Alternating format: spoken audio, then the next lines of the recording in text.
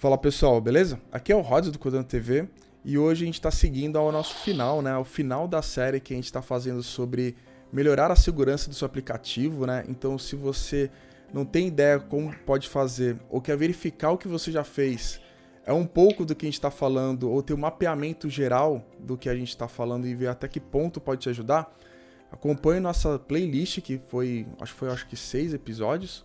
Hoje é o sétimo. E todos os links referentes ao Miro, que tem um mapeamento, as pessoas que estão comigo hoje, que é o Gabriel Amorim, focado em Android, o João Calvo também, focado em desenvolvimento Android, e o Gabriel Monteiro, que é Dev também iOS. O link de todo mundo também vai estar na descrição. E vamos para o nosso último tópico desse aqui, que é o Real Time Application Self-Protect, né? Para ficar um pouquinho mais claro o que é isso, eu vou dar um resumo breve e a gente já vai conversando na nossa aqui mesa redonda sobre esses itens.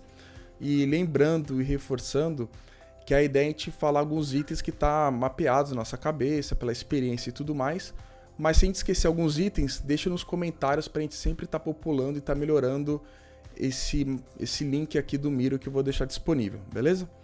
Bom, então esse Real Time Application Self Protect é basicamente para estar verificando emuladores, acesso root e outros pontos também, né, Monteiro? Quer trazer também outros pontos? Isso aí, é basicamente como a gente chama o RASP, serve para ajudar ali a garantir a integridade do código, do comportamento e da aplicação também, com diversas validações de segurança.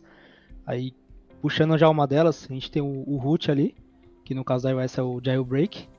O root, E no iOS qual é o nome? jailbreak. Ixi, ferrou. É Jail de prisão mesmo? É, Jail de prisão. de prisão, é Break? jailbreak. Quebra da prisão. Ah, Quebra break. da Jailbreak cadeia. e root. Como assim, root? Ah, Jailbreak Root, o nome? Ah, jailbreak e root é do Android. Perfeito, desculpa. Tranquilo. Beleza. No Android a gente faz uma... Eu não sei que ferramentas vocês podem estar usando, mas no Android a gente verifica meio que ali utilizando as coisas nativas do Android ali, né? No iOS é a mesma forma? Também. A gente consegue verificar, por exemplo, o diretório de algumas coisas que ele acaba mudando, né? Quando a pessoa faz o jailbreak lá no dispositivo dela, algumas coisinhas mudam assim em questão de diretório, tem uma série de validações ali que dá pra fazer de forma nativa. A validação nos dois é basicamente a mesma, né? Ele sai dando uma olhada no sistema se tem arquivos conhecidos que são direcionados a usuários que fazem root, né, no Isso dispositivo. aí. Root jailbreak, no caso. Aí no caso, por exemplo, a pessoa pode mostrar uma telinha falando, você é um usuário root, você não pode vir aqui não pode usar. Normalmente o pessoal costuma mostrar uma mensagem um pouco mais genérica, né? Tipo, a gente não especifica se ele está fazendo root, se ele está fazendo outra coisa, exatamente para não expor muito as regras de segurança que tem por baixo. Então a gente dá uma mensagem um pouco mais genérica com algumas opções. Olha se você tem isso, isso e aquilo, sabe? Tem umas regrinhas que o pessoal do SEC começa a colocar por cima. É quase como erro de login e senha. Você não diz qual você errou, você só diz que ou você errou um ou outro. É o mesmo Basicamente. padrão. Mas o do usuário e senha é ok, mas eu não tinha pensado nessa percepção. Eu nem lembro qual é a mensagem também que a gente fez lá, mas não tinha pensado nisso, né? Não dá, tipo, as migalhas do pão pra pessoa saber, ele bloqueou isso aqui, bloqueou assado. Isso eu não tinha pensado. Você começa a dar dica, né? Ele tá olhando isso daqui, deixa eu tentar de outro jeito. Ele Então, vai furando. Mas quanto menos informações você der em termos de segurança, melhor para o desenvolvedor, para o aplicativo, né? Mas essa parte assim do root, jailbreak é super importante, dependendo do aplicativo, né? Claro, não todos. Depende muito do contexto também, do que esse aplicativo faz. Por exemplo, um aplicativo financeiro é super importante. Mas porque tanto o root quanto o jailbreak eles modificam o sistema, né? Então ninguém sabe ali o que está rolando por trás, o que foi modificado. Por isso que dependendo assim do contexto é super importante ter alguma trava desse tipo. Mais itens aí que vocês imaginam? Tem o lance do emulador também. Eu acho que o mínimo, na minha opinião, seria a validação de emulador e debug, por exemplo, debugger e debugger. É Acho que é o importante. mínimo, até antes de root e jailbreak, ele entraria como principal, sabe? Porque se o usuário está rodando no emulador, por exemplo, ele vai conseguir ver basicamente tudo que está acontecendo no seu app. Ele tem acesso a praticamente tudo ali, é muito fácil de manipular. Fazer um root, né? Tá no emulador. Eu acho que é até pior que um root, né, velho, se bobear. Entrega pronto algumas coisas, né? Verdade. Sim, o emulador ele tem tudo pronto ali, se você quer colocar um proxy, se você quer ver o que está acontecendo, se tirar um print screen, qualquer outra coisa, então tá tudo pronto ali já, básico, né? Ele consegue utilizar muitas ferramentas de desenvolvimento junto do emulador ali, né? Mudar a localização, fazer um monte de coisa ali, né? É Pra tudo quem é liberado, né?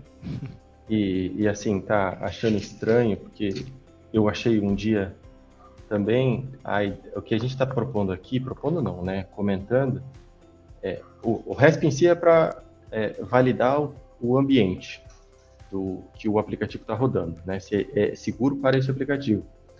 E aí, quando a gente está falando o debug não está ligado, né? Não está debuggable ou qualquer outra coisa, não está em emulador, por exemplo, não é o que você testa, né? É o aplicativo de produção. O app de produção não deveria estar sendo rodado em um emulador. Para casos que não deveriam mesmo, que isso é importante, né? Mas esse é o ponto, só para entender que a gente está falando de algo de prod, a gente está falando a versão final que está com o cliente. Ela não deveria estar dentro de um ambiente rootado.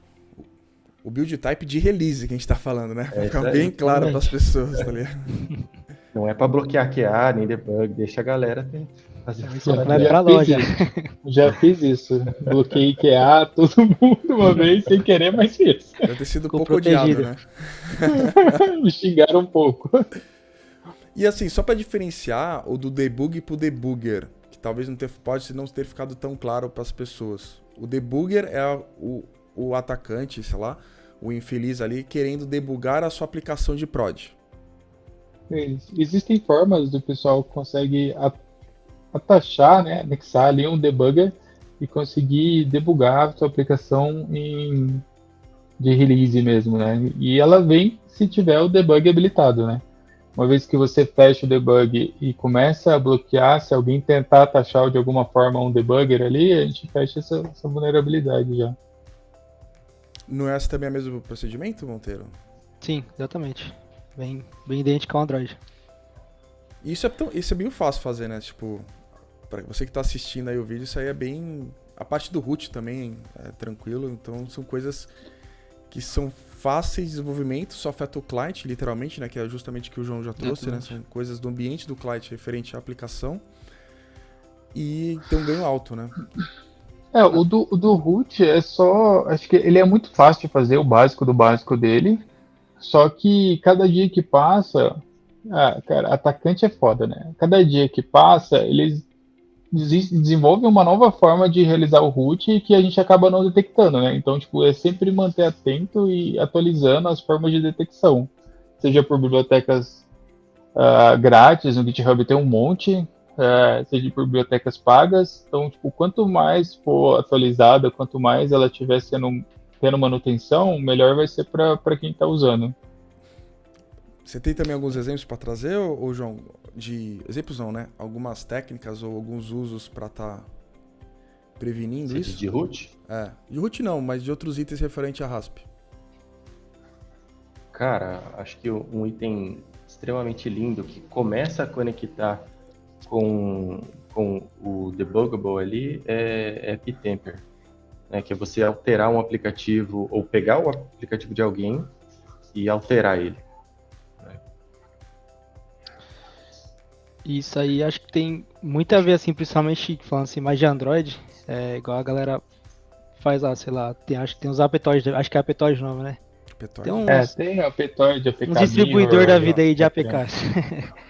Os alternativos, né? Não confiáveis. A galera começa a baixar, mas muitas vezes não sabe o que foi alterado ali, porque que, tipo, aquele APK tá lá, mas o que tem de diferente, sabe? É assim que o pessoal injeta os malwares, principalmente, né? O cara pega um app que tem a versão paga, normalmente jogo, altera, injeta uma porrada de coisa ali dentro, altera a assinatura e sobe. É assim que vai os malwares, principalmente. não é gratuito, você paga de outro jeito, na verdade. Às vezes nem vira gratuito, tá ligado? Tipo, você tenta fazer e não funciona. Aí você Não fala, funciona. vou desinstalar. Você E desinstala, desinstalei, né? pronto. É tipo um cavalo de Troia isso aí, né? Tipo, Literalmente. literalmente. Porque Uhum. a entrada é o que você não espera e lá dentro ele faz, né? Sim. Mas como que a gente pode estar aplicando esse tamper aí na prática? Na prática, a maior parte das vezes, tipo, quando você compila, você consegue, dependendo da forma que você estiver usando, de validação do RESP, por exemplo, você consegue perguntar para o sistema se aquele arquivo, se o hash que está ali, daquele, por exemplo, do manifest, no caso do Android, é o mesmo do esperado. Ou se a assinatura que foi gerado o app é a mesma que você espera, tanto da Play Store, por exemplo, quanto da sua CI que você gerou a chave. Então, tipo, se alguma coisa aconteceu ali, se ele alterou o app em si, pensando no Android, ele precisa reassinar o app para publicar, Sim, para jogar na de alguma loja. forma. Sim. Então você consegue validar a assinatura. A assinatura que gerou ali é a mesma que eu tenho aqui? E se o cara modificou, ele vai reassinar, não vai ser a mesma chave, Ele não vai ter entendeu? a senha nem o... Ele não vai ter a mesma chave, ele não vai ter nada. Passou Então isso. ele vai ter modificação nisso. Essa é a principal forma de validar se o seu aplicativo teve algum tipo de temper ali. Aí eu posso estar confundindo. O DexGuard tem alguma dessas funções? Todas. Todas. Acho que dessa parte do App Temper que você falou, acho que talvez entre também talvez o Bundle ID ou não, Amorim. Ou não tem muita relação? Não sei te falar, mas quando a gente gera o bundle, a gente assina também, né? Sim. Então ele entra na parte de assinatura também, sabe? Eu acho que entraria na mesma conta mesmo, né? Porque ele vai ter que ser assinado. Então, Exatamente. Eu não lembro como funciona o Bundle ID na prática, a geração dele, se é o fixo, se não é. Não lembro mais. Você não vai assinar aí o APK inteiro. Né? Porque o bundle, você passa a chave, o assinador, se você não fizer manualmente, né? Para a loja. Aí a loja que pega todos Tira os os pedaços zips, de pacote, perfeito. monta pro usuário e assina, né? Isso. Então, Tanto que você tem que cadastrar lá no App Integrity, se não falha a memória, lá o SHA-256, para justamente esse App Bundle funcionar dessa forma. exatamente. Isso, e Aí ele você... usa o SHA para validação de integridade. Sim, Exato. isso aí. Já falando Amorim, um pouco... eu tenho uma dúvida, tá? Desculpa. Não? Isso geralmente é algo que a gente faz por fora, né? É algo que de dentro do app eu consigo verificar. É algo que eu ponho. A gente pode ter mapeado no app o SHA-256, tanto local quanto remoto, pode ser múltiplos. Até a recomendação que tem hoje é você mapear tanto o que se gera na CI quanto o que a Google assina. E aí, só que aí entra meio que ferramentas em conjunto, né? Quando a gente faz esse tipo de assinatura, a gente tem que salvar essa string do SHA local. E aí entra o DexGuard com ofuscação, encriptação de classes e variáveis ali para não expor esse dado para um atacante que esteja fazendo engenharia reversa, né? Então ele tem que ser meio que em conjunto as coisas para não dar problema, sabe? E outro ponto também, o file tamper também entra nessa conta aí, né?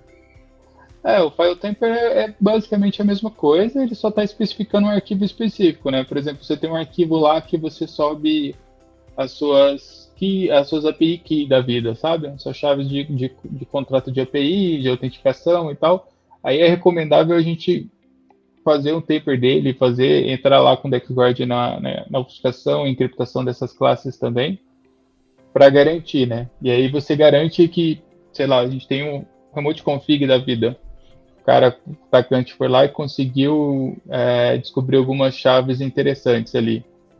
Então ele cria um remote config e altera a chave no meio do caminho ali e recompila o app. Se a gente fizer a validação de tamper desse arquivo, por exemplo, a gente garante que isso não vai acontecer, sabe? A gente tá falando muito do DexGuard, Monteiro, mas no iXGuard, se não for a memória, iXGuard, é a mesma coisa, né? É o da iOS, exatamente. Aproveitando também que a gente falou bastante de clonar um aplicativo, né? Na parte da Apple, assim, as coisas são muito mais difíceis, né? A Apple é muito mais fechada, assim, só permite um aplicativo instalado da loja dela mesma. Então, se a pessoa quiser, sei lá, instalar um aplicativo de fora, ela conseguiu compilar de alguma forma, sei lá, basicamente já vai ter que recorrer ali, por exemplo, o jailbreak para conseguir fazer isso, sabe? Tem toda uma alteração do sistema ali, né? Só tipo, na verdade, que a pessoa pega o APK e instala e ele pergunta, você quer instalar esse aplicativo de fora? Sim, aí instala. Daí com bloqueio de jailbreak já resolve isso aí de Isso. bandeja, né? A Apple é bem chatinha com isso já. Só tem que ser o aplicativo da loja dela, cara, deve fazer uma série de assinaturas lá e você não consegue simplesmente arrastar algo de fora e instalar. Um dos itens que a gente estava conversando, que a gente até trouxe aqui, que era o App Cloner, também ajuda nisso, né? Também. O App Cloner, ele modifica o seu package para instalar a mesma versão, o mesmo app múltiplas vezes no dispositivo, né? E uma das formas de a gente bloquear esse cara é a gente olha o package para ver se é o que a gente espera ou não. E aí, se for, a gente deixa seguir, senão a gente bloqueia, né? Mas existem app cloners que fazem uso do, acho que é o próximo item que a gente tinha mapeado, que é o hook de memória, né? Sim. Tipo, ele modifica na prática o seu package, só que quando eu pergunto para o sistema, qual que é o package name desse aplicativo que está rodando aqui? E aí, com o hook de memória, ele intercepta essa requisição para o sistema e me responde com o package esperado, sabe? Então, a gente também tem que validar se está tendo algum tipo de hook de memória ali no meio do caminho para garantir esse cenário. Se a gente só olhar o package, 90% das vezes a gente não vai detectar nada. Tá, aqui tá assistindo... Fala aí, Monteiro, perdão? Alguém ia falar? Não. Não, aqui tá assistindo e fala assim, caramba, ferrou, como que eu implemento todas essas coisas? Todas essas coisas, pelo menos todas eu não sei, mas eu sei que a grande maioria aqui já tem no DexGuard. O App Cloner não. O App Cloner não? Não, mas tem muita ferramenta de FreeResp no GitHub lá que fazem praticamente todas as mesmas coisas.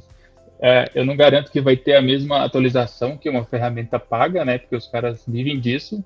Se eles começarem, se eles não atualizarem, eles vão perder os clientes. Então não tem pra onde correr. Mas tem bastante ferramenta grátis, dá para fazer tudo na mão também. Tudo isso é implementável de forma não tão complexa manualmente também. E lembrando, tá, gente? A gente tá falando aqui, mas depois, com mais calma, todos os cardzinhos que a gente tá conversando vai ter os seus links de referência para ficar mais fácil para você usar e dar uma estudada e dar uma lida sobre a doc. Vocês lembram de mais algum item referente a isso? Fala aí, João. Só vou corrigir o Amorim, porque ele botou que elas são... Não, é só um detalhe, mas que é importante. Não é implementável fácil. Tudo que a gente está discutindo aqui, exceto verificar root, que é muito mutável, apesar de ser implementável fácil e mutável, o resto é bem difícil de se implementar, mas é usável, né, com bibliotecas. É que ele ama essa parte, ele talvez seja mais simples. Mas assim... O Amorim, ele é monstro, então tipo, ele é fácil, mas pra gente ficar um pouco mais difícil. Mas o que eu quis dizer com fácil é que não é complexo de desenvolver, mas tipo, tem muito tutorial, muito artigo sobre. Se a gente pegar alguns tutoriais e seguir ele, só seguir o tutorialzinho, passo a passo, a gente consegue gerar uma validação, por exemplo, sabe? O entendimento de como funciona ali por baixo pode até ser um pouco mais complexo. Não, manda, Monteiro. Pode falar. Eu ia finalizar a linha de raciocínio. Pode ir. Não, eu falar, questão do RESP, eu já vi também, tem fornecedor que libera até uns tipos de callback para você, sei lá, fazer sua monitoria, por exemplo. Imagina que você quer lá monitorar quantos usuários abriu o seu app com root e fez isso, aquilo. Então tem muita coisa assim que você consegue configurar os níveis, né? Tipo, vou bloquear tudo, não, esse aqui não tá acontecendo, tem tudo isso para olhar também. E acho que eu já vi também no iOS alguns RASP, não sei todos, tá? Mas que dependendo do tanto de coisa que você deixa ativa ali no tempo real, isso consome muito assim a performance. Aí, de Android também acho que é bom falar. O hook de memória consome memória pra caramba se você fica validando ele o tempo todo. Mas tem condição de validar em 100% do seu app. E você consegue customizar, né? E esse é fácil de detectar no Android Profile, por exemplo, se o hook de memória lá pitando. Se você abusar, normalmente ele vai estourar a NR de cara. Putz. Porque é muita validação, é pesado, ele sai varrendo muita coisa, sabe? E tipo, se você começa a colocar em todos os fluxos, a performance vai lá embaixo. O app fica visivelmente mais lento. Então a ideia talvez seria colocar só nos fluxos mais críticos, talvez? Sim. É isso que eu ia falar. Eu já vi questão de RESP também que você consegue configurar por método, por exemplo. Quando chegar nessa classe, esse método verifica pra mim. Tipo, não ficar todo moed, sabe? Métodos, classes, né? Fluxos, Bem dinâmico. entradas e saídas de fluxos específicos Isso é é top. mais legal. Geralmente autenticação e cache out. Você O garante. pré-cache-out, né? Pré-cache-out ali, né? Isso, é. Tu falou que queria Ah, costurar, João. Fique à vontade. é só para. Né, eu acredito que a gente vai parar nas discussões de segurança nesse bloco, mas o RESP, a gente já conversou sobre 6 blocos, se eu não me engano. Ele é a última camada que vocês vão se preocupar, beleza? Se você não está garantindo os seus dados, os dados do seu cliente, está garantindo a sua comunicação, cara, assim, tem o RESP, ele deve. Essa é a minha opinião, o Mourinho já está puxando para trás ali. Mas, mas é porque, assim, as pessoas podem comentar se elas quiserem, mas que eu já vi uso de RESP são raríssimos os casos, né? São empresas realmente grandes que mexem com dinheiro, né? E tem empresas que mexem com dinheiro que não tem. Mas, né, são raríssimos os casos. E, de novo, segurança em camada. Tem coisas que a gente implementa com custo bem mais baixo e tem ganho dentro dos outros blocos. É isso que eu quero dizer. O RESP, ele não vai pedir um monte de outras coisas, do mesmo jeito que as outras camadas de segurança não vão impedir necessariamente um hook de memória, tá ligado? Mas se fosse para priorizar, eu colocaria RESP com menos prioridade, não sem prioridade, né? Segurança sempre é uma prioridade, mas eu colocaria ele, por exemplo, depois de autenticação do usuário, autenticidade do usuário, de segurança da comunicação, sabe? Eu daria um check em todos os básicos e mínimos, aí depois eu começaria a me preocupar com os médios e, por último, os mais complexos em custo ali. Só um item do RASP que ele tem que nascer no app. É o debug.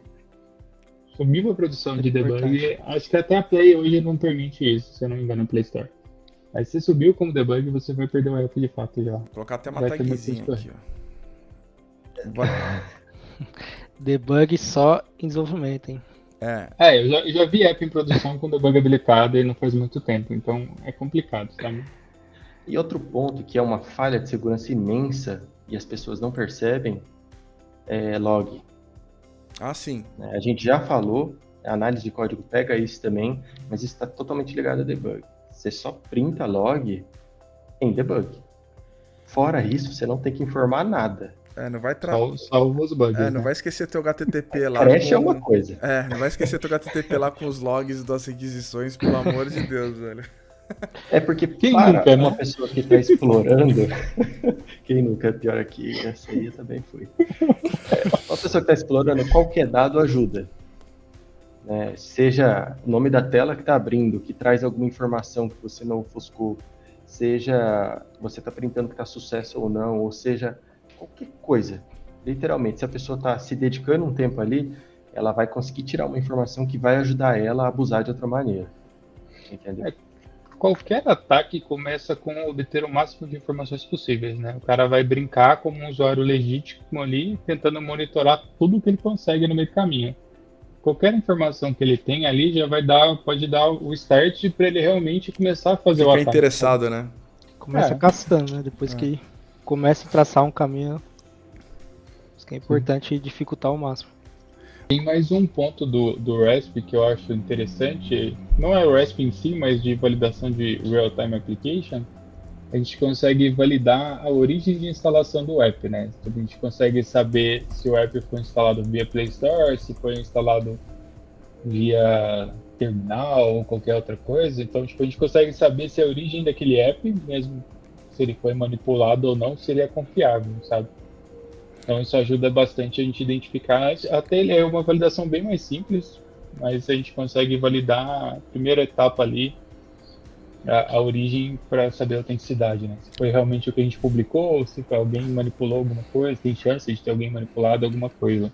Não é infalível, mas... Nada é infalível, né? Nada é infalível. Mas com certeza é mais uma camada que vale a pena. Beleza.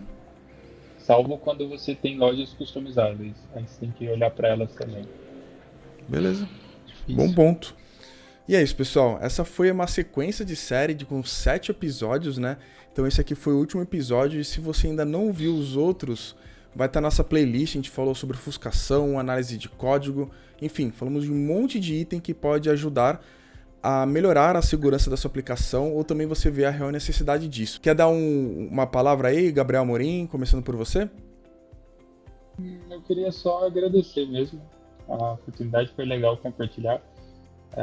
Tem bastante coisa de segurança que a gente pode falar ainda, mas o mais interessante a gente conseguiu jogar aqui para o pessoal conhecer. Cara, agradecer a oportunidade também, Rods. Legal participar. E só lembrar a galera que segurança é básico, né? Teste é básico, segurança é básico, monitoreio é básico, código bom é básico. Tá ligado? Não coloquem como algo especial. Faz parte. E do mais, valeu. Cara, só agradecer também participar aqui desse papo com as feras Android aí. E falar, né, que tipo, o básico ali, igual o Nunes falou, né? Você fazendo o básico, querendo ou não, já aumenta um pouquinho a segurança do app, já ajuda muito isso. Acho que não, mas já faz uma enorme diferença. E tiverem dúvida aí, deixa nos comentários também que estaremos de olho. Obrigado, Amorim. Obrigado, João. Obrigado, Monteiro. E valeu, pessoal. Não esqueça de deixar seu like, hein? Compartilha seu vídeo. E, calma aí, esqueci. Se você ainda não viu a série, como você não viu a série?